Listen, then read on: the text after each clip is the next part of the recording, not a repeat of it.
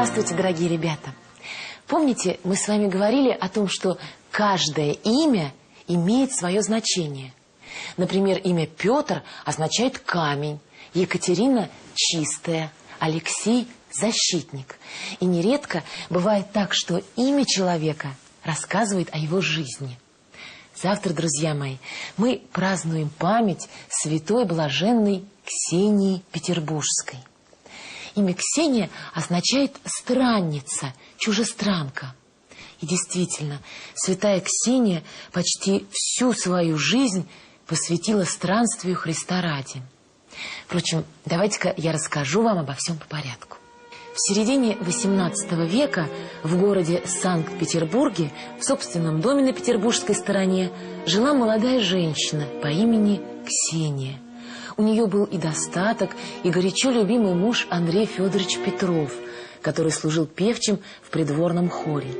Жили они вполне благополучно и счастливо, как вдруг пришла беда. Андрей Федорович скоропостижно умирает. С этой минуты жизнь Ксении совершенно меняется. Прежде веселая, общительная, любившая принарядиться и потанцевать, она становится затворницей. Ничего не ест, не пьет, никого не принимает. Лишь одна мысль занимает ее: как помочь мужу, как душу его спасти. Ведь умер он, не успев покаяться, не причастившись, и значит будет мучиться до скончания века. И вот, чтобы спасти душу своего мужа, решила Ксения стать юродивой. Юродивой значит безумной. И действительно, внешне такие люди напоминали безумных, потому что ходили босиком в одних лохмотьях, кормились подаянием, спали где придется и говорили что-то невнятное. Вот и Ксения как будто лишилась рассудка. В день похорон мужа она надела его мундир и стала всем говорить, что она Андрей Федорович, а Ксенюшка умерла, и перестала отзываться на свое имя. Сначала люди думали, что бедная женщина от горя лишилась разума, и даже водили ее к врачам, но те сказали, что она совершенно здорова.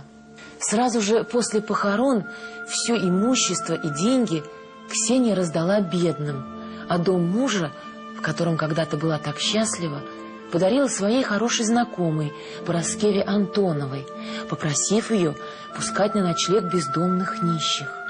Себе же не оставила ничего.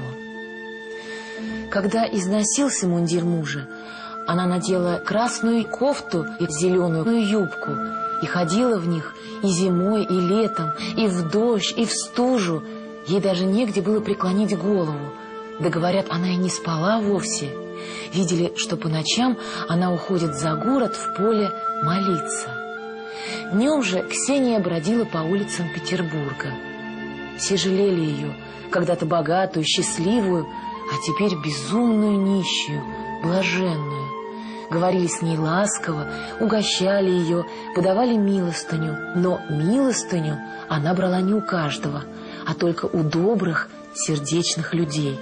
И брала всего копеечку, да и ту тут же отдавала нищему. Мало-помалу заметили люди, что Ксения необычная нищенка. Зайдет она в какую-нибудь лавку, сразу торговля лучше идет. Покачает Ксения люльку с больным ребенком, приласкает младенца, он обязательно поправится. Но главное, своими странными, безумными, казалось бы, речами Ксения могла предсказывать людям, что с ними произойдет и как им надо поступить. Однажды прибежала Ксения к своей знакомой Параскеве Антоновой, женщине одинокой и бездетной, и говорит: вот ты сидишь тут, чулки штопаешь, и не знаешь, что Господь тебе сыночка послал.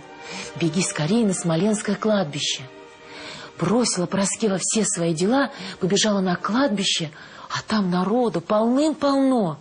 Прямо напротив кладбища какой-то извозчик сбил женщину, ждавшую ребенка.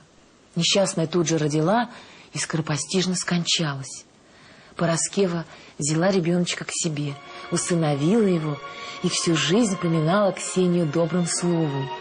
Вот ведь прозорливица какая Ксения! И правда, послал мне Бог сыночка. Многим помогала Ксения, и чаще всего незаметно, неявно. В то время на Смоленском кладбище возводили каменную церковь. Блаженная Ксения помогала строителям. По ночам носила она кирпичи и складывала их на леса. Утром приходили мастеровые и понять не могли, что же происходит, кто этот незримый помощник.